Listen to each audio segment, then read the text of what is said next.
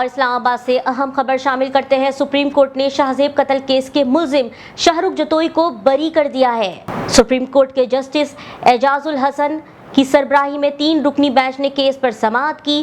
ملزمان کے وکیل لطیف کھوسا نے دلائل میں کہا کہ فریقین کا پہلے ہی راضی نامہ ہو چکا ہے۔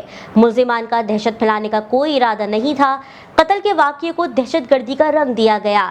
بعد ازاں عدالت نے فیصلہ سناتے ہوئے شاہزیب قتل کیس کے ملزم شاہ رخ جتوئی کو اور دیگر ملزمان کو بری کر دیا۔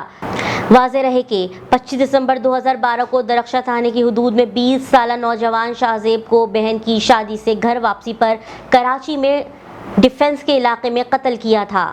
شاہزیب قتل کیس میں ٹرائل کورٹ نے شاہ رخ جتوئی اور نواب سراج ٹالپور کو سزائے موت سنائی تھی، جبکہ ملزم نواز سجاد اور غلام مرتضیٰ کو عمر قید کی سزا سنائی گئی تھی۔